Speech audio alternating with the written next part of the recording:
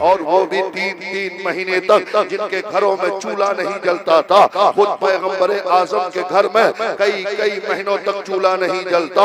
एक एक खजूर खाकर पानी पीकर आमना का लाल पूरा पूरा दिन गुजार देता था। सहाबा की गुर्बत का आलम यह था कि कभी एक खजूर 2 सहाबी बांट कर खाकर पानी पीकर पूरा दिन गुजार दिया करते थे। गरीबी का ये आलम था।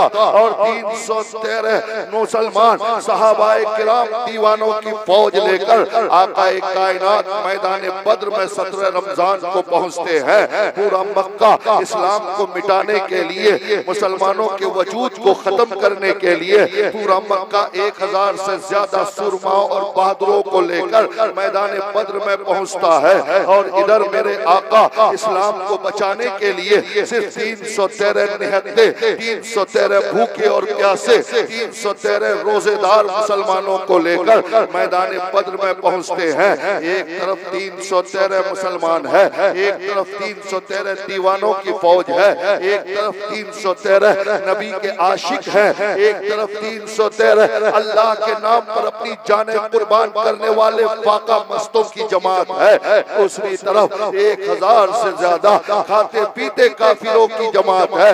एक तरफ 1000 से ज्यादा हथियारों से लैस बहादुरों की टीम है। अल्लाह की कसम 313 1000 से ज्यादा के मुकाबले में मैदान बद्र में सफ आरा हुए हैं। दोनों तरफ से सफे लगती है। अल्लाह की कसम सहाबा के हाथों में तलवार तक नहीं है, हथियार तक नहीं है। अल्लाह अल्लाह मेरे मुस्तफा ने खजूर की सूखी टहनियां सहाबा के हाथों में पकड़ा दिया।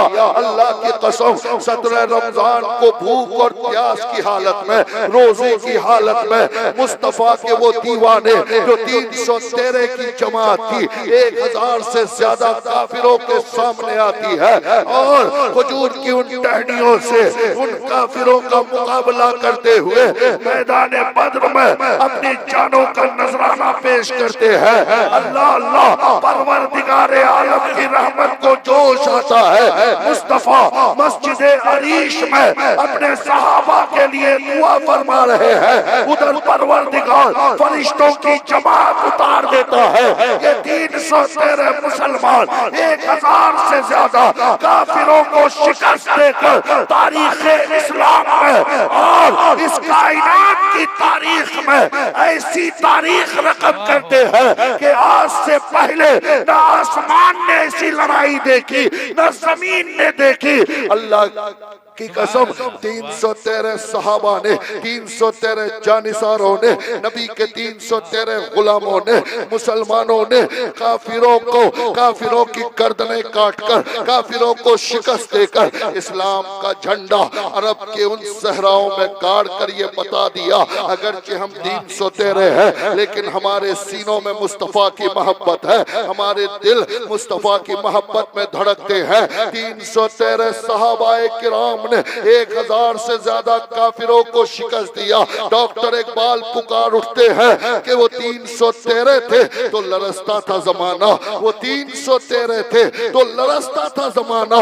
आज हम सैकड़ों हैं करते हैं गुलामी। हजरात मोहतरम 313 की ये मुख्तसर जमात जब अरब की वादियों से निकलकर जब अजम के जमीन पे कदम रखते हैं, दरियाए तजला के सामने पहुंचते हैं, ईरान और इराक की जमीन पर कलमे तौहीद के नगमों से ईरान और इराक की जमीन को बुलंदो बाला करने के इरादे से इस्लाम का झंडा ईरान और इराक की सरजमीन पे गाड़ने के लिए ला इलाहा इल्लल्लाह के नगमों से अजम की जमीन को गूंजने के लिए अल्लाह अल्लाह ये 313 की जमात जब दरियाए तजला के सामने पहुंचती है तो दरियाए तजला सामने खड़ा होकर रास्ता रोकता हुआ नजर आता है। हजरत अबू उबैदा इब्ने जर्राह जो उन मुसलमानों का सिपह सालार, सहाबाए किराम का सिपह सालार दरियाए तजला के सामने पहुंचकर दरियाए तजला की आवारा लहरों से कहते हैं, ऐ दरियाए तजला के आवारा लहरों, आज से पहले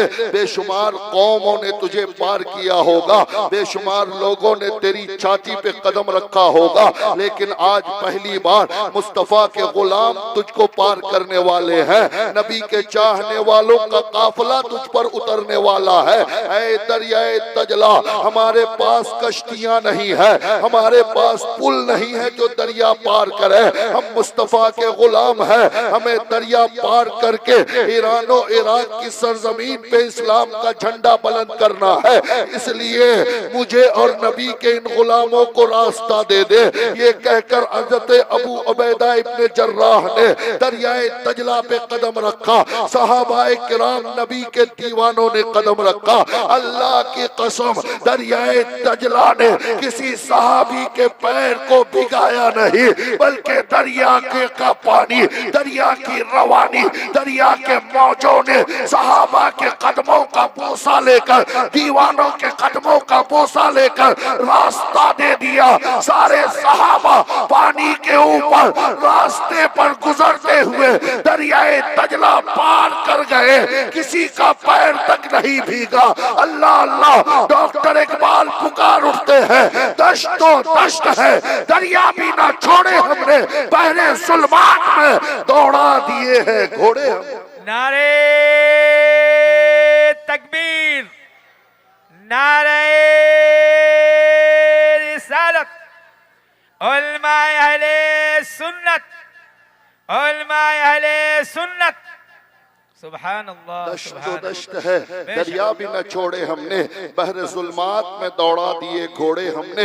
ये मुसलमानों की शान थी। अल्लाह अल्लाह, यही 313 की जमात थोड़ी सी बड़ी होकर महमूद गजनवी की क़यादत में जब हिंदुस्तान पर आया, हिंदुस्तान पर इस्लाम का झंडा गाड़ने के लिए आया, अल्लाह की कसम आपने अपनी तारीख भुला दिया है, हमने अपनी तारीख भुला दिया है। दुनिया की सबसे बहादुर कौम अभी बुज़दिली के दौर से गुजर रही है। दुनिया के सबसे ताकतवर कौम अपने आप को बुज़दिल बना दिया है, इसलिए कि हमने सहाबा की तारीख ने भुला दिया, हमने मुजाहिदीन इस्लाम की तारीख को भुला दिया, हमने नबी के उन गुलामों की तारीखें हमने भुला दिया, हमने पढ़ा नहीं, उलमा से सुनना नहीं चाहते हैं। अल्लाह की कसम, आज तो हाल लोगों का ये है कि उलमाए किराम, अइम्माए किराम जब जुमा के दिन, आज हमारी कौम की ये हालत है कि जब हमारी कौम का खतीब और इमाम जुमा के दिन तकरीर के लिए मिंबर पे खड़ा होता है, थोड़ी सी बात तल्ख है लेकिन बर्दाश्त कर लीजिएगा, और अगर न भी करे तो कोई फर्क नहीं पड़ता। अल्हम्दुलिल्लाह, मैं उन खतीबों में से नहीं हूँ जो फजीलतें सुना सुना कर आपको अमल से दूर कर दूं। अल्हम्दुलिल्लाह, मैं आपको खुश करने के लिए तकरीर करने नहीं आया और कभी भी नहीं करता, और खुदा की बारगाह में ये दुआ करता हूँ कि मौला, मैं इसलिए तकरीर न करूँ कि लोगों के नारे का ख्वाह हूँ, लोगों के तारीफ का मुझे जरूरत पड़े, बल्कि आप खुश हो या नाराज हो, हक बात बोलने आया हूँ। डंके की चोट पर बोल कर जाऊंगा। अगर आपको तकलीफ भी हो जाए, आप नाराज भी हो जाए, तो मेरा आप कुछ नहीं बिगाड़ सकते हैं। ज्यादा से ज्यादा ऐसा होगा कि आप दोबारा नहीं बुलाओगे। मैं जब तक जिंदा रहूं मत बुलाइएगा, लेकिन हक बात आप सुनिए, हक बात बोलिए, हक सुनने, हक बोलने, हक कबूल करने की सलाहियत अपने अंदर पैदा कीजिए। मैं अपने उलमाए किराम और अइम्माए किराम की बारगाह में भी बड़ी इज्जत व वकार के साथ मुअद्दबाना अंदाज में ये अर्ज करना चाहूंगा कि आप भी अपने जुमा के खिताब में आप भी हक गोई से काम लें। हमारे उलमा भी हमेशा हक बोले।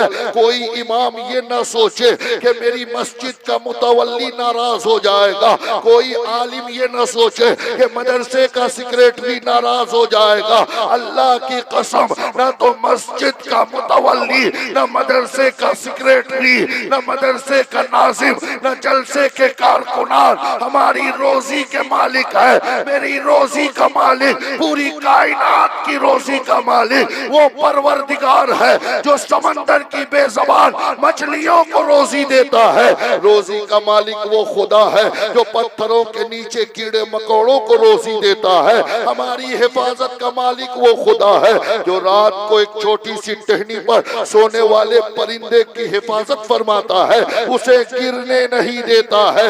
इसलिए ऐ मेरी कौम के लोगों, अल्लाह ही रोजी का मालिक है। जब ये अकीदा हमारा पुख्ता हो जाएगा, खुदा की जात पर हमारा यकीन कामिल हो जाएगा तो फिर हक बोलने से दुनिया की कोई ताकत हमें रोक नहीं सकती। नारे तकबीर, नारे रिसालत, नारे रिसालत, उलमा अहले सुन्नत, अजमत औलिया कॉन्फ्रेंस, फिर हक मुसलमानाने बोलने से केशवपुर कोरल। आप रोजी का मालिक अल्लाह की जात है, ये हर मुसलमान का अकीदा होना चाहिए। और सिर्फ ऐसा अकीदा नहीं बल्कि बड़ा मजबूत अकीदा, इस पर बहुत ज्यादा यकीन होना चाहिए कि रोजी का मालिक सिर्फ मेरा परवरदिगार है। मौलाना रूम ने एक रिवायत मसनवी शरीफ में नकल फरमाया है। मौलाना रूम फरमाते हैं कि एक आदमी किसी के यहाँ काम करता था, किसी बड़े आदमी के यहाँ किसी फैक्ट्री में काम करता था, किसी बड़े आदमी के घर में काम करता था। वो मजदूर गरीब था, बड़ा नेक और परहेजगार था। अल्लाह की कसम वो काम करते करते एक दिन गैर हाजिर हुआ, एक दिन उसका अब्सेंट हुआ, एक दिन काम पे नहीं गया। तो उसके मालिक ने ये सोचा कि हो सकता है कि मेरा मजदूर बहुत गरीब है, अपने पैसे को बढ़ाने के लिए किसी और के यहाँ चला गया हो।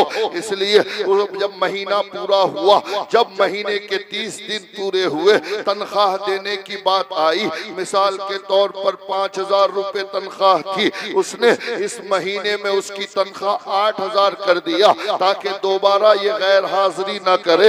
अल्लाह अल्लाह। जब मौलाना रूम फरमाते हैं कि एक महीने के बाद दूसरे महीने में भी उसने गैर हाजिरी की, पहले महीने में जब उसकी तनख्वाह बढ़ा दिया तो मालिक ने सोचा कि मेरा शुक्रिया अदा करेगा, मुझे कहेगा कि आपका शुक्रिया, आपने 3000 रुपये बढ़ा दिए। अल्लाह की कसम, लेकिन वो मजदूर अपने मालिक का शुक्रिया अदा नहीं किया। तनख्वाह बढ़ी हुई तनख्वाह लेकर घर की तरफ गया। दूसरे महीने में फिर एक दिन गैर हाजिर हुआ, फिर एक दिन वो काम पे नहीं आया। अब मालिक को गुस्सा आता है, उसने फिर जो 3000 रुपये बढ़ाया था दूसरे महीने में घटा दिया।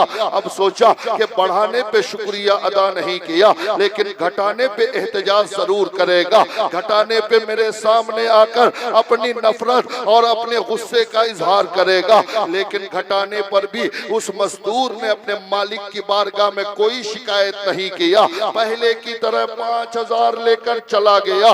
मालिक से रहा नहीं गया, उसने कहा ऐ मेरे मजदूर, जरा ये तो बता कि पहले महीने में एक दिन गैर हाजिर थे, मैंने तनख्वाह बढ़ा दी, तूने मेरा शुक्रिया अदा नहीं किया। चलो मैंने दिल को तसल्ली दे लिया कि कोई बात नहीं, लेकिन जब दूसरे महीने में गैर हाजिरी की वजह से तनख्वाह घटा दिया तो फिर भी तूने कुछ नहीं कहा।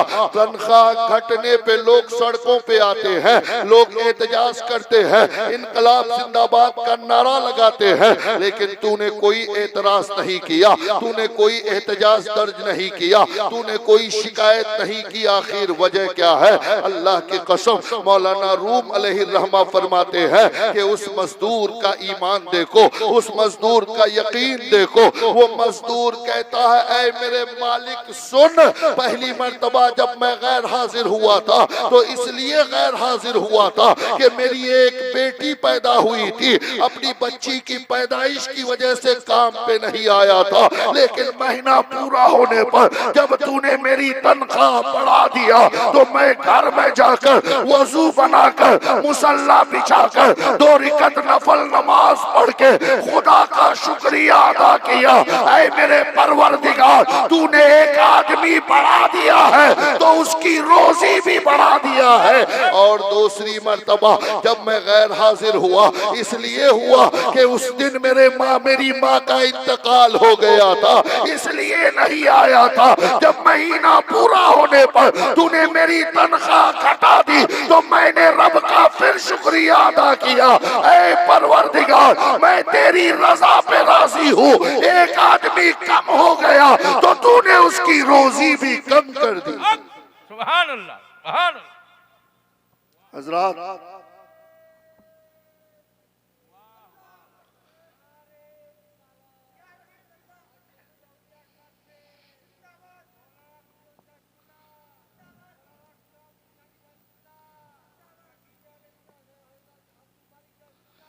माशाअल्लाह, ताजुश शरीफ। माँ वाह। हजरात मोहतरम, खुदा की जात पर अगर यकीन इतना कामिल हो, अल्लाह की कसम आप परेशान नहीं होंगे। आपकी रोजी का मालिक, हम सब की रोजी का मालिक वही परवरदिगार है। हाँ, लोग जरिया बन जाते हैं और अल्लाह लोगों को जरिया बना देता है, लेकिन हकीकत में रोजी का मालिक परवरदिगार है। उसके बढ़ाए बगैर कोई बढ़ा नहीं सकता, उसके घटाने से कोई, उसके घटाए बगैर कोई घटा नहीं सकता। लेकिन होना ये चाहिए, आज थोड़ा सा नुकसान हो गया, फौरन हम खुदा की जात पर भी जुमले बोलने लगते हैं, फौरन हम शिकायतें जबान पर लिए फिरते हैं। अगर हमारा नुकसान हुआ तो कभी हम आसमान को, कभी बारिशों को, कभी हवाओं को, नौज़ुबिल्लाह अल्लाह रब्बुल इज्जत की शान में भी हम जुमले कसने लगते हैं। ऐ मेरी कौम के लोगों, अगर आपका ईमान खुदा की जात पर मजबूत हो जाए, अगर आपका अकीदा मजबूत हो जाए, तो अल्लाह अल्लाह फिर आपको सच बोलने से दुनिया की कोई ताकत नहीं रोक सकती है। और आप कान खोल कर सुन लीजिए, अल्लाह की कसम, आप ये मत देखिए कि बोलने वाले की पगड़ी कितनी ऊंची है, आप ये मत देखिए कि बोलने वाले का जुब्बा कितना कीमती है, आप ये भी मत देखिए कि बोलने वाला कितनी बड़े खानदान से ताल्लुक रखता है। अल्लाह की कसम, जुब्बा, पगड़ी और टोपी और कुर्ता और हसीन चेहरा और बड़ी दाढ़ी के साथ भी अगर कोई शरीयत के खिलाफ बोलता है, नबी की सुन्नतों के खिलाफ बोलता है, तो ये मत देखिए कि बोलने वाला कौन है, ये देखिए कि वो बोल क्या रहा है। अगर नबी की शरीयत के मुताबिक, अगर शरीयत मुस्तफा के मुताबिक ऐसा आदमी जिसके पाँव में जूतियां नहीं है लेकिन वो मदीने वाले की बातें बोल रहा है, तो उसकी बातों को अपने सर का ताज बना लो, उसकी बातों पर अमल कर लो। इसलिए कि ये मत देखो कि बोलने वाला कौन है, ये देखो कि वो बोल क्या रहा है।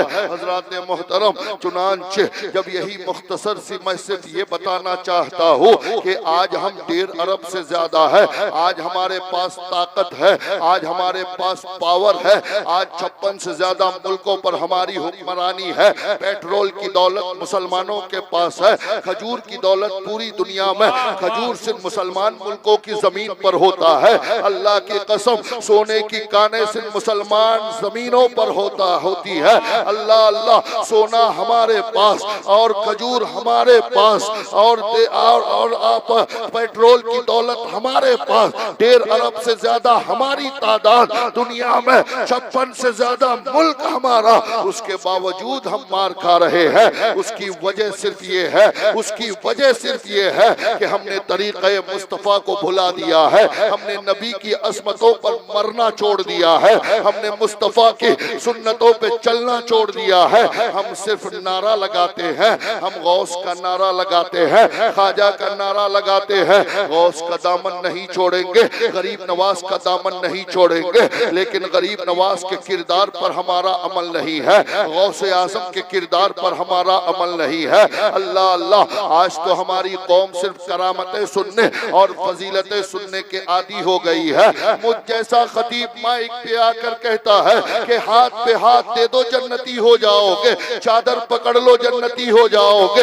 अल्लाह की कसम, मैं आपसे कहना चाहता हूँ, आपको किसी मुगालते में नहीं रखना चाहता, आपको सब्ज बाग नहीं दिखाना चाहता। यकीनन फजीलतें हक है, करामतें हक है, उस पर हमारा ईमान है, लेकिन मेरी कौम आज इतनी बदअमल हो चुकी है कि इन्हें डराने की जरूरत है। करामतें यकीनन सुनो, फजीलतें सुनो, लेकिन बदअमली को दूर करने के लिए अल्लाह ने अपने नबी को जहां मुबश्शिर बनाकर भेजा था, वही नजीर भी बनाकर भेजा। ऐ मुस्तफा, जन्नत की बशारत भी दो और अपनी कौम को जहन्नम से डराओ। नारे तकबीर, बुलंद आवाज से नारे तकबीर, नारे रिसालत, उलमाए अहले सुन्नत। सुभान अल्लाह। हजरात मोहतरम, आपका ईमान बहुत मजबूत है, आपका अकीदा बहुत मजबूत है अहले सुन्नत वल जमात का। अगर हमारे अकीदे और ईमान की तरह हमारा अमल भी मजबूत हो जाए तो अल्लाह की कसम हम चलेंगे जमीन पर, हमारी बातें होंगी आसमानों पर, हम चलेंगे जमीन पर, लेकिन फरिश्तों की अंजुमन में हमारी तारीफ होगी। शर्त ये है कि ये शर्त ये है कि हम नबी के तरीके पर चले, उस वए मुस्तफ़ा को अपना ले, नबी के किरदार को अपना ले। अल्लाह अल्लाह जिस गौस का नारा लगाते हैं उस गौस के किरदार पर हमारा अमल होना चाहिए। जिस गरीब नवाज का आप नारा लगाते हैं उस गरीब नवाज के किरदार पर अमल होना चाहिए। हमारा नौजवान जब ये सुनता है कि गौसे आजम ने मुर्दा जिंदा कर दिया तो नारे तकबीर और नारे रिसालत गौस का दामन नहीं छोड़ेंगे का नारा लगाते हैं। जब ये सुनता है कि गौसे आजम ने 12 साल की डूबी कश्ती निकाल दी तो जोश में आ जाता है। यकीनन नारा लगाना गलत नहीं है, यकीनन गौस का दामन आप पकड़िए, लेकिन सही बात यह है कि पहले पकड़िए सही से। पकड़ने का मतलब सिर्फ नारा लगाकर बताना नहीं। अगर वाकईतन गौस से मोहब्बत है, अगर वाकईतन गरीब नवाज से मोहब्बत है तो सिर्फ नारा लगाकर गरीब नवाज के मोहब्बत का सबूत पेश नहीं कर सकते हो। अल्लाह की कसम गरीब नवाज ने अना सागर को कटोरे में भरा, उस पर हमारा ईमान है। गौस ने मुर्दा जिंदा किया, इस पे हमारा ईमान है। लेकिन ऐ सुन्नी मुसलमानों कान खोल कर सुनो, जिस गौस ने अपनी ठोकर से मुर्दा जिंदा किया उसी गौस का किरदार ये है कि 40 साल तक ईशा के वजू से फजर की नमाज भी पढ़ा है। अल्लाह अल्लाह सिर्फ करामतें सुनकर खुश मत हो जाओ, बल्कि अजान हो तो मस्जिदों में जाकर खुदा की बारगाह में गर्दनें झुकाकर गौस के किरदार पर अमल करके दिखाओ, तब जाकर नारा यहाँ पर लगाओगे। नारे की गूंज बगदाद की गलियों में सुनाई। नारे तकबीर, नारे रिसालत, फैजान औलिया कॉन्फ्रेंस, अजमत औलिया कॉन्फ्रेंस। माशाअल्लाह माशाअल्लाह। जिस गौसे आजम ने मुर्दे को जिंदा किया, जिस गौसे आजम ने 12 साल की डूबी कश्ती निकाली, उसी गौसे आजम का किरदार ये है कि 15 साल तक बगदाद की जामे मस्जिद में इशा की नमाज के बाद पूरा कुरान फजर से पहले ख़त्म किया। आज हमारा हाल ये है कि कुरान ताकों में सजा रहता है, कुरान पे धूल जम जाती है। अल्लाह अल्लाह शबे बारात में तौफीक हुई तो पढ़ लिया, वरना सालों साल कुरान ताकों में सजा रहता है। कुरान ताकों में सजा कर रखने के लिए नहीं आया। कुरान सिर्फ दुआ और तावीज़ की किताब नहीं है, कुरान सिर्फ कसमें खाने के लिए अल्लाह ने नाजिल नहीं फरमाया, बल्कि कुरान को आपकी जिंदगी बदलने के लिए, आपके मकाम व मनसब को बुलंद से बुलंद करने के लिए, आपके वकार को आसमानों तक पहुंचाने के लिए। कुरान सिर्फ सूरह यासीन पढ़कर रूह निकालने वाली किताब नहीं, अल्लाह की कसम वो तो जिंदगी देने वाली किताब है। लेकिन आज हमारी कौम ने बदकिस्मती से बाप की तबीयत खराब हुई, रूह निकल नहीं रही, दौड़ कर आए हजरत के पास, इमाम साहब चलिए सूरह यासीन पढ़ दीजिए, बाप की रूह आसानी से निकल जाए। यकीनन सूरह यासीन पढ़ने से रूह के आसानी से निकलने का मुद्दा तो जरूर है, लेकिन मेरे दोस्तों डॉक्टर इकबाल ने हसरत का इजहार करते हुए कहा था, वाह रे मेरी कौम, जो किताब तुझे जिंदगी देने आई थी उस किताब को भी तूने रूह निकालने का जरिया बना लिया है। ऐ मेरी कौम के लोगों, आप कुरान पढ़िए। अल्लाह की कसम कायनात की वो वाहिद किताब है कुरान, और किताबें पढ़ोगे तो डॉक्टर बनोगे, और किताब पढ़ोगे इंजीनियर बनोगे, दुनियावी किताब पढ़ोगे बैरिस्टर बनोगे, दुनियावी किताब पढ़ोगे IAS IPS ऑफिसर बनोगे, जज बनोगे, वकील बनोगे। लेकिन दुनिया की किसी और किताब का पढ़ना सवाब नहीं। कुरान पढ़ोगे तो हाफिज़े कुरान भी बनोगे, आलिमे दीन भी बनोगे। यही वो किताब है जिसे पढ़ना सवाब, जिसे देखना सवाब, जिसे छूना सवाब, जिसे चूमना सवाब, जिसकर पढ़ के दुनिया पे छा जाने का नुस्खा अल्लाह ने अता फरमाया। सुभान अल्लाह, सुभान अल्लाह। इसलिए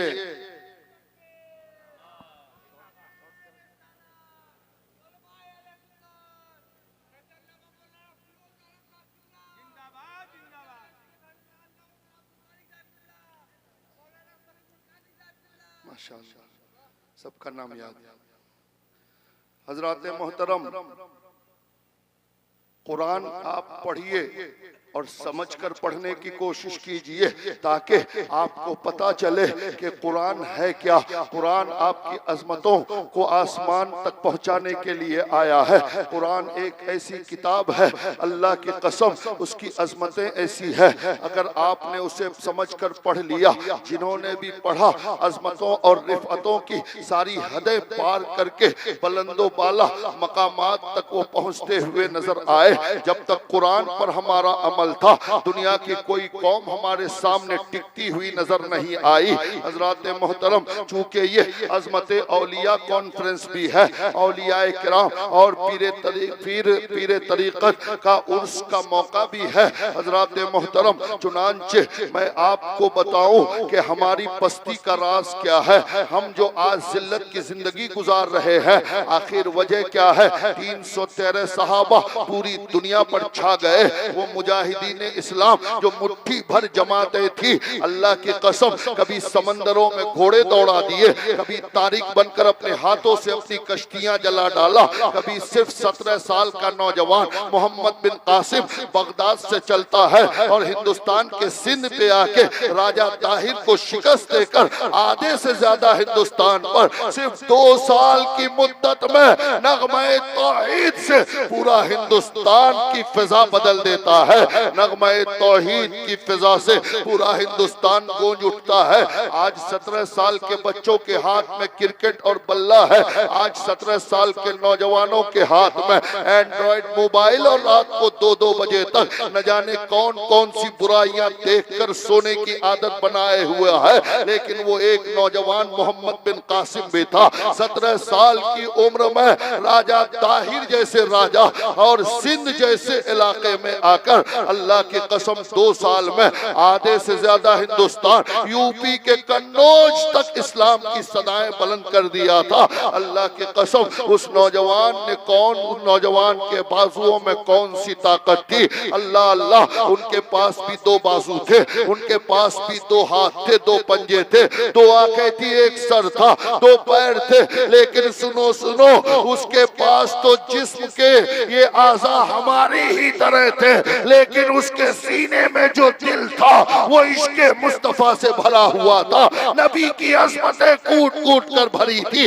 इसलिए 17 साल के मोहम्मद बिन कासिम ने सिर्फ 2 साल में आधे से ज्यादा हिंदुस्तान पर इस्लामी परचम लहरा दिया था। हज़रात मोहतरम, महमूद गज़नवी रज़ी अल्लाह ताला अन्हो, हिंदुस्तान की तारीख आप पढ़िए और आपके स्कूल और कॉलेजों का निसाब के साथ जो छेड़खानी की गई है, यानी औरंगजेब और महमूद गज़नवी, ये 2 बादशाह को जालिम, जाबिर, लुटेरा कहकर आपकी तारीख में बताया गया। हमारे स्कूल के बच्चों की तारीख की किताबों में, हिस्ट्री की किताबों में इन 2 बादशाहों को जालिम बताया गया है। अल्लाह अल्लाह, ये इनकी बनाई हुई तारीख है। आप इनकी तारीख पर भरोसा ना करें। ये अपनी तारीख तो बदल सकते हैं, लेकिन तारीख वो चीज है जिसे दुनिया चाह कर भी खत्म नहीं कर सकती। अल्लाह अल्लाह, जो तारीख तुम्हारे पास जमा है, जिसकी वजह से तुमने हिंदुस्तानी मुसलमानों की तारीख बदलने की कोशिश किया है, अल्लाह अल्लाह, तारीख के वारिस सिर्फ तुम नहीं हो, बल्कि दुनिया की और कौमों ने हमारी तारीख को हिफाजत से रखा रखा है, इसलिए तारीख कोई बदल नहीं सकता है। महमूद गजनवी की हकीकत क्या है? महमूद गजनवी 17 बार हिंदुस्तान पे हमला किया, लेकिन महमूद गजनवी लुटेरा नहीं था, वो हमला करने नहीं आया था। यहाँ की शूदरों ने, यहाँ की छोटी जात के गैर मुस्लिमों ने, जो यहाँ का रिवाज था हिंदुस्तान का उस वक्त, बड़ी जात का गैर मुस्लिम छोटी जात के गैर मुस्लिम को अपने कुएं से पानी नहीं पीने देता था। बड़ी जात का हिंदू छोटी जात के हिंदू को अपने सामने बैठने नहीं देता था। जूते और चप्पलें पहनने की इजाजत छोटी जात वालों को नहीं थी। अल्लाह अल्लाह घोड़े पे चढ़ने की इजाजत नहीं थी, बल्कि उसे गुलाम बना कर रखा था। इसी हिंदुस्तान के छोटी जात के कुछ हिंदुओं को सुना मालूम हुआ कि इस्लाम वो मजहब है जहाँ पर छूत छात भेदभाव नहीं है, इसलिए यहाँ की छोटी जात के गैर मुस्लिमों ने महमूद गजनवी को खत लिख कर बुलाया कि आओ हमें इस जुल्म से नजात दो। अल्लाह अकबर। महमूद गजनवी अपनी 1 लाख फौजियों के साथ गजनी से चलता है, बनारस की सरजमीन पे आके दरियाए गंगा के सामने रुकता है। अल्लाह अल्लाह, दरियाए गंगा की आवारा लहरें आसमान से बातें कर रही है। दरिया में बहुत ज्यादा पानी है, मुसलमानों के पास नाव और पुल नहीं है। महमूद गजनवी के सिपह सालार ने कहा कि दरिया पार करना मुश्किल है, वापस चलते हैं, जब पानी खत्म होगा कम होगा तो आएंगे। महमूद गजनवी घोड़े की पीठ पे चढ़ा और खड़ा होकर खुतबा दिया, ऐ मुसलमानों, तुम उस कौम से ताल्लुक रखते हो, तुम्हारे रगों में खालिद बिन वलीद का खून दौड़ रहा है, तुम्हारे बाजुओं में मूसा इब्ने नसीर का खून है, तुम्हारे बाजुओं में फातह बैतुल मुकद्दस हजरत सुल्तान सलाहुद्दीन अय्यूबी का खून दौड़ रहा है, तुम्हारे रगों में तारिक इब्ने जियाद का खून दौड़ रहा है, तुम्हारे रगों में नौजवान मुजाहिद मोहम्मद इब्ने कासिम का खून जज्बा बन के दौड़ रहा है। ऐ मुसलमानों, अल्लाह ने तुम्हें वापस जाने के लिए नहीं बल्कि आगे बढ़ने के लिए पैदा किया है। ऐ मुसलमानों, हमारा भरोसा नाव और कश्ती पर नहीं है, पुल पर नहीं है, हमारा भरोसा तो मदीने वाले मुस्तफा की जात पर है। इसलिए महमूद गजनवी ने कलमा-ए तैयब पढ़ा, नारे तकबीर बुलंद करते हुए दरियाए गंगा में अपना घोड़ा डाला। अल्लाह की कसम, दरियाए गंगा ने मुसलमानों को रास्ता दे दिया। 500 साल के बाद डॉक्टर इकबाल जब बनारस पहुंचते हैं, दरियाए गंगा पे कि लहरों को आंखें दिखाकर चिढ़ाने के अंदाज में डॉक्टर इकबाल ने कहा, ए आबरूद गंगा, वो दिन है याद तुझको, उतरा तेरे किनारे जब कारवां हमारा, तौहीद की अमानत सीनों में है हमारे, आशा नहीं मिटाना नामो निशा हमारा। नारे तकबीर, नारे रिसालत, अज़मत औलिया कॉन्फ्रेंस। सुभान अल्लाह, सुभान अल्लाह, बड़ी अच्छी बात। डॉक्टर इकबाल ने खूब खूब दरियाए गंगा को चिढ़ाने के अंदाज में कहा, ए आबरूद गंगा, वो दिन है याद तुझको, उतरा तेरे किनारे जब कारवां हमारा, तौहीद की अमानत सीनों में है हमारे, आशा नहीं मिटाना नामो निशा हमारा, सारे जहां से अच्छा हिंदोस्तां हमारा, हम बुलबुलें हैं इसकी ये गुलसिता हमारा। हजरात मोहतरम, बात आई जब हिंदुस्तान की, तो आपको मैं बताऊं कि अभी कुछ दिनों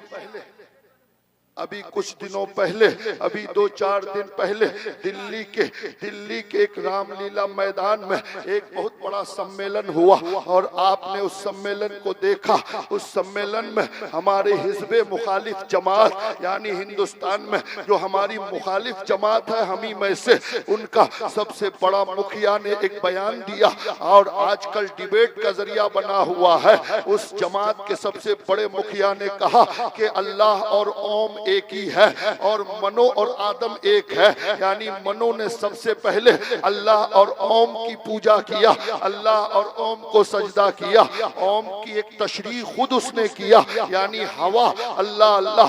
अब आप बताइए इंसाफ के साथ, जिन लोगों को अपने सजदों पर नाज है, जिन लोगों को पेशानियों में सजदों के निशान है, जिन लोगों को अपनी तबलीग पर नाज है, जो हमें बिदअती कहते हैं, जो हमें कबर पुजवा कहते हैं, जिसको हमारी इबादतें बहुत छोटी लगती है, जो हर वक्त हमारे लिए तलवार सामने खड़ा करके रखता है, बिदअती बिदअती की रट लगाने वाली उस जमात के सबसे बड़े मुखिया ने कहा कि अल्लाह और ओम एक ही है।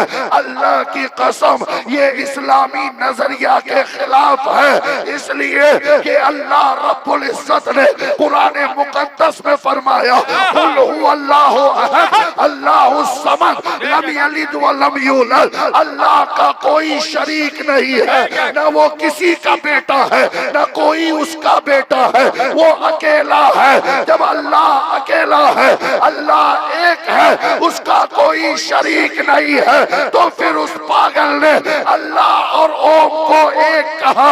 अब मैं आपको बताना चाहता हूँ, उनकी इबादतों की कसरत पे मत जाना, उनके सजदों के निशान को देखकर अपने सजदों को कम मत समझना। सजदा करने के लिए ईमान जरूरी है, और अल्लाह और ओम को एक कह के उसने अपना ईमान खत्म कर दिया है, इसलिए उसके बेशुमार सजदे उसके मुंह पे मार दिए। बेशक बेशक जी।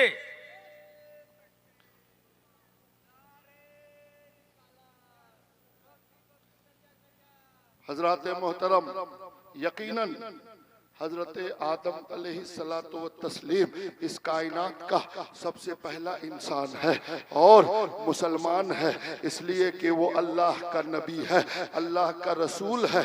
और मैं आपको बताऊं, डॉक्टर इकबाल का इस शेर पे एतराज हुआ कि सारे जहां से अच्छा, तारीख के हवाले से मैं आपको बताऊं कि सारे जहां से अच्छा हिंदुस्तान हमारा, हम बुलबुलें हैं इसकी, ये गुलसिता हमारा। हालांकि डॉक्टर इकबाल बहुत बड़ा आशिक रसूल था, इसलिए कि इकबाल कहता है कि मोहम्मद से वफा तूने तो हम तेरे हैं, ये जहां चीज क्या लौहो कलम तेरे हैं। इकबाल का इश्क कहता है कि मोहम्मद की मोहब्बत दीन हक की शर्त अव्वल है, इसी में होकर खामी तो सब कुछ नामुकम्मल है। ये तो इकबाल का इश्क है। लेकिन ए इकबाल, तू इतना बड़ा आशिक रसूल होकर भी तुमको तो कहना चाहिए कि मदीने से ज्यादा अच्छा कोई गांव, कोई शहर और कोई मुल्क नहीं, सारे जहां से अच्छा मदीना कहना चाहिए। लेकिन ए इकबाल, तू आशिक रसूल होने के बावजूद सारे जहां से अच्छा हिंदुस्तान क्यों कहा? हिंदुस्तान से हमें बेपनाह मोहब्बत है, हिंदुस्तान के लिए हम अपनी जान भी दे सकते हैं, और जरूरत पड़ी तो मुसलमान देंगे, और मुसलमानों ने दिया है। अल्लाह की कसम, 1857 से लेकर 1947 तक मुसलमानों की कुर्बानियां दुनिया भूल नहीं सकती है। एक दिन में 18,000 उलमाए किराम की लाशें और लाशें दरख्त की टहनियों पर लटक रही थी। अल्लाह अकबर के मुसलमानों ने अपनी जानों की कुर्बानी पेश करके इस हिंदुस्तान की हिफाजत किया है, और कयामत तक करते रहेंगे। जब जरूरत पड़ेगी मुल्क को खून की तो हम खून देंगे, लेकिन इन सब के बावजूद मदीने से ज्यादा बहैसियत मुसलमान हमारी निगाह में पूरी कायनात में किसी शहर का मकाम नहीं है। इकबाल, तूने हिंदुस्तान को सारे जहान से अच्छा क्यों कहा? अब इकबाल का इश्क मुलाहिजा फरमाइए। अल्लाह अल्लाह, इकबाल कहता है कि जब हजरत आदम अलैहिस्सलाम को अल्लाह ने जन्नत से जमीन पर उतारा तो वो जगह कोई और दुनिया की नहीं थी, बल्कि वो जमीन जो सरांदीप का पहाड़ था जो आज श्रीलंका में है, कल हिंदुस्तान में था। अल्लाह अल्लाह, सरांदीप पहाड़ पे हजरत आदम उतरे तो हजरत आदम के उतरने के बाद हजरत आदम का कदम सबसे पहले हिंदुस्तान की जमीन पे पड़ा। अल्लाह अल्लाह, हिंदुस्तान में उस वक्त दुनिया में अंधेरा ही अंधेरा था, उस वक्त दुनिया में अंधेरों का गुजर बसर था। हजरत जिब्रील अलैहिस्सलातु व तस्लीम तशरीफ लाए, हजरत आदम अलैहिस्सलातु व तस्लीम की वहशत को दूर करने के लिए जिब्रील ने अजान के कलमात अदा किए। हजरत आदम ने रब की बारगाह में और हिंदुस्तान की जमीन पे सजदा किया। और डॉक्टर इकबाल कहते हैं कि हजरत आदम की पेशानी पर नूरे नबूवत थी, यानी मेरे मुस्तफा का नूर आदम की पेशानी पे चमक रहा था। आदम ने हिंदुस्तान की जमीन पे पहली बार जब उसने सजदा किया तो आदम ने नहीं बल्कि हिंदुस्तान की जमीन ने नूरे मुस्तफा को चूमा। इसलिए अल्लाह के नबी का नूर सबसे पहले आदम की शक्ल में हिंदुस्तान की जमीन पे आया। इसलिए डॉक्टर इकबाल कहते हैं, ऐ हिंदुस्तान, पूरी कायनात में सिर्फ तू इस काबिल है कि मेरे नबी का नूर आदम की शक्ल में सबसे पहले तुझ पर चमका। इसलिए तू मेरी निगाह में नूरे नबूवत की वजह से सारे जहान से अच्छा, वाह, सारे जहां से अच्छा हिंदुस्तान हमारा। हम बुलबुले हैं इसकी, ये गुलसिता हमारा। इसलिए कि नबी का नूर यहाँ सबसे पहले चमका है। हज़रात मोहतरम, चूँकि अज़मत औलिया कॉन्फ्रेंस है, महमूद गज़नवी जब आता है हिंदुस्तान तो अबुल हसन खरकानी नाम के एक बुजुर्ग से मुलाकात होती है। औलिया की अज़मतें क्या है, अल्लाह की कसम आप सुनिए। हज़रत अबुल हसन खरकानी, खरकान ईरान का एक गांव था, उसी खरकान की तरफ से गुजरते हैं तो आपको बताया गया कि यहाँ एक अल्लाह का वली रहता है जिसका नाम अबुल हसन खरकानी है।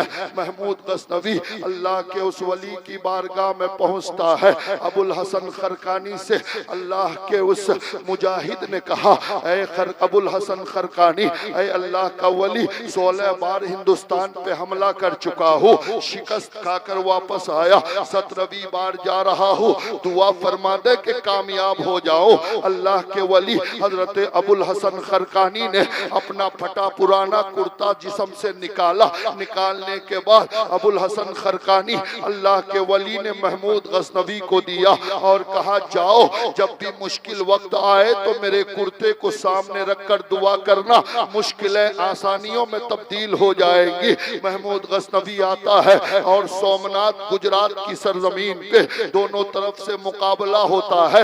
एक हफ्ता गुजर जाता है, न कोई हारता है न कोई जीतता है। जुमा का दिन है, महमूद गज़नवी ने खुतबा दिया कि ऐ मुसलमानों, ऐ नबी के दीवानों, ऐ इस्लाम के मुजाहिदों, आज जुमा की नमाज पढ़नी है हमें। और सुनो, जुमा से पहले जान की बाजी लगाकर लड़ो, अगर मर गए तो शहीद, वरना इस तुम तुराक के साथ, इस जज्बे के साथ लड़ो कि या तो हम अपनी जानों की कुर्बानी पेश कर देंगे या जुमा से पहले गैरों को शिकस्त देकर इसी सोमनाथ में अल्लाह की बारगाह में नमाज जुमा अदा करेंगे। अल्लाह अल्लाह, दोनों तरफ से लड़ाई जारी है। इतने में महमूद गज़नवी के ज़हन पे ख्याल आता है कि मुझे एक बुजुर्ग ने, अबुल हसन खरकानी ने कुर्ता दिया था, संदूक से वो फटा पुराना कपड़ा, वो चिप्पीदार कपड़ा और वो पैबंद लगा हुआ कुर्ता निकाला, 2 रकात नफल नमाज पढ़ी, उस कुर्ते को सामने रखकर दुआएं मांगी। अल्लाह की कसम, अभी हाथ नीचे नहीं आए थे कि काफिरों के कदम उखड़ने लगे, मुसलमानों के फतह के नारे लगने लगे, मुसलमान जीत गए, काफिर हार गए। अल्लाह की कसम, महमूद गज़नवी उलमा और सूफिया और औलिया को छोड़कर गजनी वापस जा रहे थे। रास्ते में अबुल हसन खरकानी से मुलाकात किया। शुक्रिया अदा करने के लिए जब अल्लाह के वली की बारगाह में पहुंचते हैं तो कहते हैं, अल्लाह का वली पूछता है, अबुल हसन खरकानी पूछते हैं, ऐ महमूद खिरक़े मारा चेकुनी, मेरे कुर्ते को क्या किया? महमूद गज़नवी कहता है, खिरक़े शुमा फरोख्तम, वो बदले ऊ सोमनाथ खरीदम, मैंने आपका कुर्ता बेच दिया खुदा की बारगाह में, उसके बदले में मैंने सोमनाथ की फतेह खरीद ली है, सोमनाथ की जीत खरीद ली है, हिंदुस्तान की फतेह खरीद ली है। अल्लाह अल्लाह, महमूद गज़नवी ने सोचा कि वो अल्लाह का वली खुश हो जाएगा, लेकिन नहीं मेरे दोस्तों, अल्लाह का वली अबुल हसन खरकानी कहता है, ऐ महमूद खिरक़े मारा बिस्यार अर्ज़ामी फरोशी, तूने मेरे जुब्बे को, मेरे कुर्ते को बहुत सस्ते दामों में बेच दिया है। अल्लाह अल्लाह, महमूद गज़नवी ने कहा, आपके कुर्ते के बदले में हिंदुस्तान जैसा मुल्क फतेह हो गया, आप कह रहे हो कि सस्ते दामों में बेच दिया है। अल्लाह का वली कहता है, मेरे कुर्ते के बदले में तुम सोमनाथ की फतेह के बजाय खुदा की बारगाह में अगर ये दुआ करते, ऐ परवरदिगार, अबुल हसन खिरकानी के कुर्ते के बदले में हिंदुस्तान के एक एक काफिर को इस्लाम की दौलत अता कर दे, तो पूरा हिंदुस्तान कलमा पढ़कर मुसलमान हो जाए।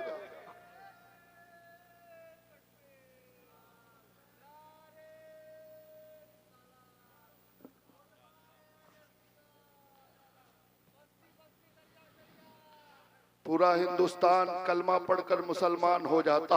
इकबाल ने इन्हीं लोगों के बारे में कहा है, नज़ामे बज़्म की थी बदल जाए आने वाहिद में, नज़ामे बज़्म की थी बदल जाए आने वाहिद में, नज़ामे बज़्म की थी बदल जाए आने वाहिद में, अगर जिद पे आ जाए दीवाना मोहम्मद का, अगर जिद पे आ जाए कोई दीवाना मोहम्मद का, नबी का गुलाम जिद पे आता है तो शम्स तबरेज बनकर मछलियां सूरज से भून लेता है, नबी का गुलाम जिद पे आता है तो गौसे आज़म बनकर मुर्दे को जिंदा कर देता है, नबी का गुलाम जिद पे आता है तो बहलोल बनकर मिट्टी के घरों को जन्नत बनाकर बेच देता है, नबी का गुलाम जिद पे आता है तो गरीब नवाज बनकर अन्ना सागर को कटोरे में बुला लेता है, नबी का गुलाम जिद पे आता है तो सरमद बनकर कटा हुआ सर अल्लाहू अल्लाहू कहता हुआ आसमान की तरफ जाने लगता है।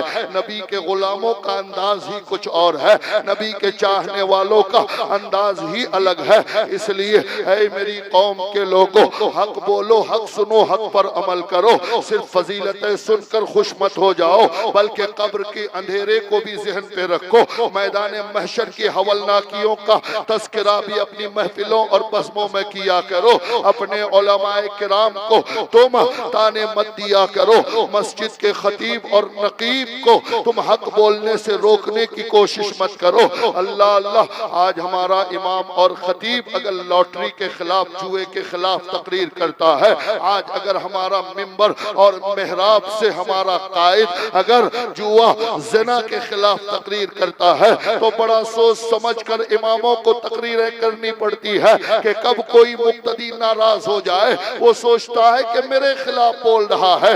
नहीं मेरे दोस्तों, अपने उलमा को अपनी मर्जी के मुताबिक बोलने पे मजबूर मत करो, बल्कि उलमाए किराम जो नबी के अक़वाल और शरीयत की बातें बोले उसके मुताबिक अपने किरदार को बदलने की कोशिश करो, तभी जाकर इनकलाब आएगा। अल्लाह की कसम, बस आखिरी बात आप सुनिए और नबी की सीरत को अपने लिए नमूने जिंदगी बनाइए, नमूने अमल बनाने की कोशिश कीजिए।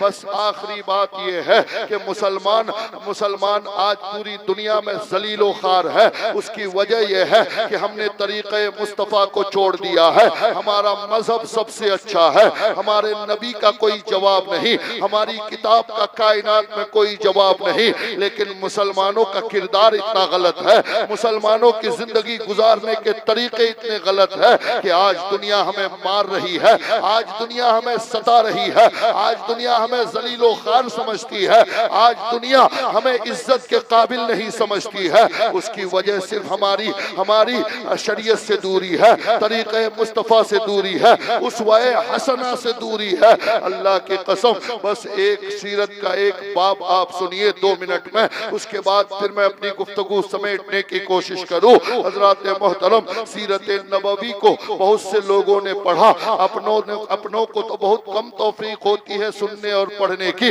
लेकिन गैरों ने भी मेरे नबी की सीरत पढ़ा तो कलमा पढ़ने पे मजबूर हो गया। कलमा पढ़कर मुसलमान होते हुए नजर आए। बेशुमार ईसाई नबी की सीरत पढ़कर कलमा पढ़े, बेशुमार यहूदी मुस्तफा की सीरत पढ़कर कलमा पढ़ने पे मजबूर हो गए।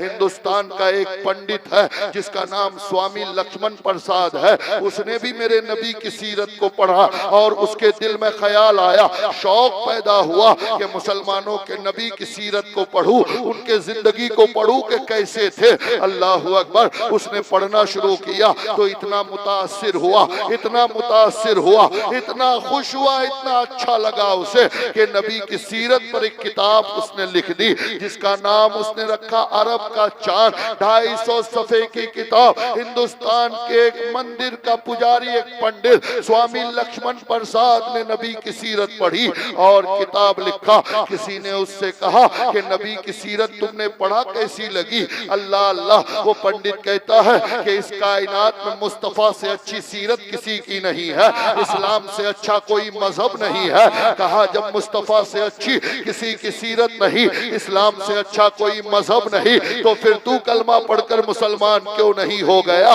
अल्लाह अल्लाह, अब सीने पे हाथ रखकर अफसोस का मकाम है। अगर सीने में ईमान की कोई रमक बाकी है और यकीनन है तो उसे जगाने की कोशिश करो, अपने ज़मीर को जिंदा करने की कोशिश करो। वो पंडित कहता है कि मुसलमानों के नबी की सीरत कायनात की सबसे अच्छी सीरत है, इस्लाम सबसे अच्छा मजहब है, लेकिन मुसलमानों का किरदार अच्छा नहीं है। जब मैंने सीरत मुस्तफा पढ़ा, इस्लाम को पढ़ा, तो दिल ने कहा कि फौरन कलमा पढ़कर मुसलमान हो जाओ, लेकिन जब मुसलमानों की बदअमली देखी तो फिर मैंने सोचा कि मेरा हिंदू रहना ही बेहतर है। इसलिए कि मैं भी शराब पीता हूँ, मुसलमान भी शराब पीते हैं, मैं भी ज़िना का आदी हूँ, मुसलमान भी ज़िना करते हैं, मैं भी झूठ बोलता हूँ, मुसलमान भी झूठ बोलते हैं, हम भी दगा और फरेब से काम लेते हैं, मुसलमान भी दगा और फरेब से काम लेते हैं, हम भी डीजे की आवाज पर नाचते और थड़कते हैं, मुसलमान नौजवान भी ढोल और बाजों पे नाचता और कूदता है। जब हमारे अमल से उसका अमल अलग नहीं है, मुसलमानों की नबी की सीरत में झूठ, रिश्वत, बेईमानी, ज़िना, इस तरह की चीजें नहीं पढ़ी मैंने, लेकिन उसी नबी की, उसी पाकीज़ा सीरत वाले मुस्तफा के मानने वालों का किरदार जब हमारी तरह गंदा है तो फिर हमें कलमा पढ़ने की जरूरत नहीं है। अल्लाह अल्लाह, आज दुनिया कुरान पढ़कर नहीं बल्कि मुसलमानों का किरदार देखकर मुसलमान होगी। इसलिए आप अपना किरदार अगर गरीब नवाज जैसा बना लो, आप अपना किरदार बगदाद के गौसे आजम जैसा बना लो, आप अपना किरदार कचोचा के मखदूम जैसा बना लो, आप अपना किरदार बरेली के इमाम अहमद रजा जैसा बना लो, तो मैं आपसे कहता हूँ कि आज भी दुनिया आपकी इज्जत, आपका एहतराम, बल्कि आपके किरदारे मुस्तफा को देखकर दुनिया आज भी हल्का बगोश इस्लाम होने लगेगी। लेकिन शर्त यह है कि हमारा किरदार मदीने वाले के किरदार की तरह होना चाहिए। अल्लाह तो कहता है कि कुंतुम खैरा उम्मतिन उखरिजत लिन्नास, ये उम्मत सबसे अच्छी उम्मत है। अल्लाह अपने कुरान में हमें सबसे अच्छी उम्मत कह रहा है, लेकिन हम जुमा के दिन जुमा पढ़ने जाते हैं तो जुमा पढ़ने वाले मुक्तदी की जूतियां चुरा कर लाते हैं। अल्लाह अल्लाह, कुरान हमको सबसे अच्छी उम्मत कह रहा है, लेकिन हमारा किरदार ये है कि हम में साइकिल चोर है, हम में जूता चोर है, हम में न जाने हम में शराबी है, हम में कबाबी है, हम में जुएबाज है। अल्लाह अल्लाह, जो कुरान आपको कायनात की सबसे अच्छी उम्मत कह रहा है, अल्लाह के वास्ते अंबिया, रसूलों और सहाबा, औलिया अंबिया के तरीके पे चल के सबसे अच्छी उम्मत बनकर कायनात को दिखाओ तो पूरी दुनिया अपनी जबीनों को तेरे कदमों पे झुकाकर तुझे सलाम करती हुई नजर आएगी। आज भी हो जो बराहीम साइमा पैदा कर सकती है अंदाजे गुलिस्ता पैदा, और जन्नत खुद ब खुद तरसेगी तेरे वजूद को। इकबाल जरा चल के तो देखा मेरे नबी के नक्शे कदम पर। वो आखिर दावाना अनिल हम्दुलिल्लाहि रब्बिल आलमीन अस्तगफिरुल्लाह रब्बी मिन कुल्लि ज़ंबिन व अतूबु इलैह ला इलाहा इल्लल्लाहु मुहम्मदुर रसूलुल्लाह सल्लल्लाहु तआला अलैहि